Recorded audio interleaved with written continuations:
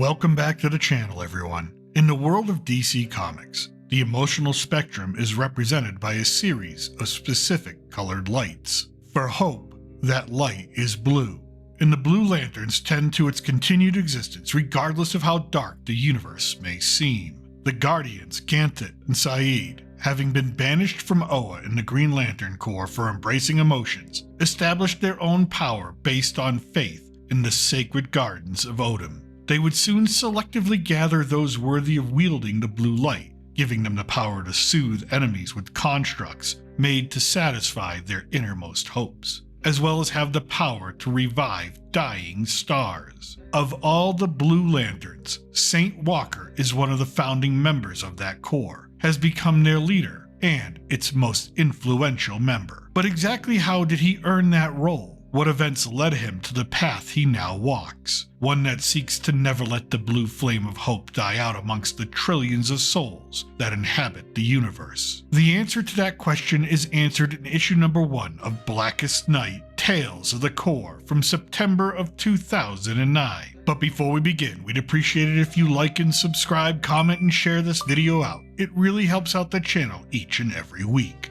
Thank you. We begin on Odin, the homeworld of the Blue Lantern Corps. Saint Walker and his fellow Blue Lanterns are resisting an attack by orange constructs, including a construct of the Agent Orange himself, Larfleeze. The power of the orange light is one of avarice, greed, and Larfleeze wants something he can never understand. He wants the blue light for himself. But as he attempts to take Saint Walker's ring by any means necessary, Saint Walker tries to explain to him that hope is not something you take, that the blue ring will not work for Larfleeze, because he is not a true believer in hope, that Larfleeze sees nothing else as more important than himself. For Larfleeze, this is a ridiculous notion. Only fools believe in such silly philosophical ideas. Besides, what good is anything you can't actually own? Larfleeze then taunts Saint Walker, tells him that he must have been a mere pauper before possessing the blue light, that he must have had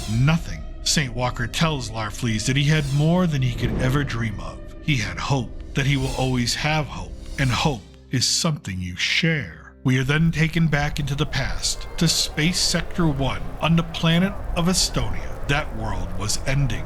Walker's son, Jat, would not pray. He was too busy looking at the destruction outside the window of their temple as the scriptures were being read. For the son, he could see that no one else was praying. They were outside, fighting, stealing food, committing violence against each other. The scripture inspires Walker to go and find the Messiah, to find salvation for the world. Walker's father tells him that although he has prayed every morning with him, that the book is filled with tales, nothing more. Spirituality? Yes, but tales nonetheless. But Walker quotes the sacred scriptures, where it talks of salvation atop Mount Helios, a mountain no citizen of Estonia ever survived climbing before. But Walker believes they can, even though his father reminds him the journey will take days, and the planet may no longer have many days left to exist. Walker simply asks for faith, but Walker's father took his hands and said to his son, "I only have faith in you." Just then, the rioting community set the temple ablaze, yelling and cursing blasphemies as they did,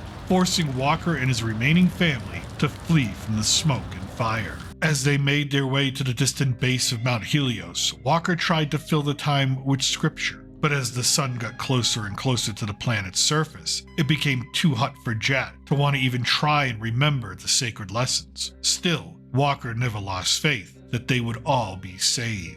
As days passed, the terrain changed. The path was no longer visible, and the higher they went, the hotter it got. At one point, they could look down upon their village, and even though chaos reigned, all they saw was a beautiful, peaceful place. And Jat wondered if that is why God does not help them, because this is all he sees from his perch upon high. Walker tells Jat to think of all of this as God's test. He is watching what we all do in the end, how we behave. Jat asks him what will happen if this truly is the end. Walker answers, "Then we will see each other in another life, and all will be well." Walker says this while thinking to give thanks to whoever built the ancient bridge they now cross, for without their gift, the journey would end. Just then, the rotting boards beneath the feet of Walker's father give way with a terrible snap, like the sound of bones breaking. Walker screams out for his father as all he can do is watch as he plummets to the rocks below, and his death. Walker buries his father in accordance with the scriptures, and then they climb again. For 2 more days, out of water, thirsty, and Walker, a father only able to offer faith to his family. In that moment, the world provided. The snow caps had melted in the heat, creating freshwater streams. As Walker's children dove into the cool blue river, Walker recited scripture, and his wife Quanta declared that he provided. Walker explains his faith to her. How can he look upon her, his wife, and their beautiful children and not believe in the Creator, not believe in miracles? Just then, the waters become violent, rapid. The snow was melting too fast, the water rushing downhill, and Walker's children caught in the currents. Walker and Quanta desperately try to reach out and pull them from danger, almost unable to hear above the crashing waves. The natural dam of rock above must have broken. Jet and his sister Peach are pulled further out. Quanta wades dangerously out into the rapids to reach her daughter. Walker extends his hand to Jet. As he does, he watches as his wife and daughter drown. There is no burial this time. Their bodies are swept away. Walker and his son continue the climb. No longer with food, they are both weak with hunger. But soon, Jet sees that the Creator has once again provided. Limbs with orange and yellow fruit dangle out from the cliffside. Except Jet had no idea how poisonous that fruit was. The fever lasted for 3 hours, until Jet's body grew cold. Walker tried to comfort his son, telling him that everything was going to be all right, even though this loving father knew it to be a lie. But Jet accepted his father's comfort, telling him that all will be well, father, that he would see him in the next life. As Walker cradled his son's lifeless form in his arms, he whimpered softly, "All will be well." For Walker, there's nothing else to say about that day. Walker continued to climb. The heat from the sun evaporated all the moisture on Mount Helios. Not even tears could be shed in the heat. Walker faced steam storms that left him breathless, surviving by crawling through the mud. The loss of blood, the thirst, the starvation, he came to accept that he would never make it down the mountain, that this was a one-way trip. Still, he climbed. Still, Walker prayed, alone. And on the 9th day, as Walker approached the summit, he knew his prayers would be answered. The Messiah was close. His only thought as he struggled inch by inch was all will be well. His faith would be validated. And when Walker reached the summit, all he found was a tiny black obelisk, nothing more. He was driven to rage. Rage against his faith, rage against his God. He had kept his faith. He saw his father, his wife, his children all fall to the mountain. From false blessings turned to curses. And for what? Nothing. He would not accept that. He demanded the Messiah show himself. He yelled at God, "Show me the Messiah, damn you! Show me!" Then God yelled back. A crack of thunder, a flash of lightning, and pouring, cooling, soothing rain fell as the scraps of Walker's scriptures dropped to the ground. Then Walker saw what he did not expect. An answer to his demands that he did not quite understand at first. His own reflection in the black mirror-like stone of the obelisk. He drank in the rain and left, back down the mountain, back down to his people. He had gained the one thing he had left to offer to them as the riots continued. The one thing that God gave to him, reflection. He spoke like a street prophet until someone listened. He kept speaking day and night, night and day. Soon, crowds gathered to hear him. He recited from the book of Garba, chapter 3, verse 113. Live life every day as if it were the first and the last, for they are both a celebration. And when you face the end, face it together. And that they did. They looked to the sky. Blue orbs appeared around their dying sun.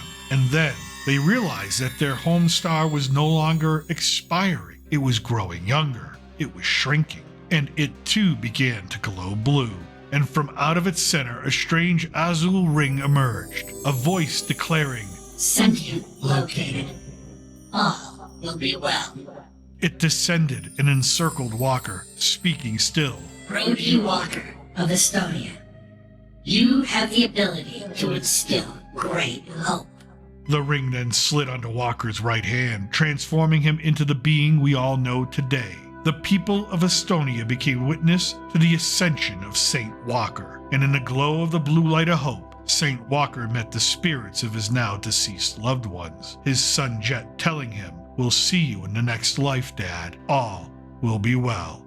Back in present day, as Saint Walker is swarmed by orange constructs, there on Odom, he still looks to the sky and the blue star that his family revolves around. He sees all of the blue stars scattered across the universe that the Blue Lanterns have given new life to. And even as the hungry beast and his orange core threaten to take their lives in that moment, they will never take everything. All will be well. Thus ends the origin story of Saint Walker, leader of the Blue Lantern Corps, an ally of Hal Jordan and the Green Lantern Corps. I hope you enjoyed this look back into the lore of Lantern history. And if you want more comic book fun right away, click on the thumbnail at the end of the video for our look back at the first ever appearance and first ever arc storyline of Zartan, one of G.I. Joe's most treacherous foes. You'll be glad you did. I thank you for watching, and until next time, remember, I'm still your reluctant gringo from somewhere south of the border.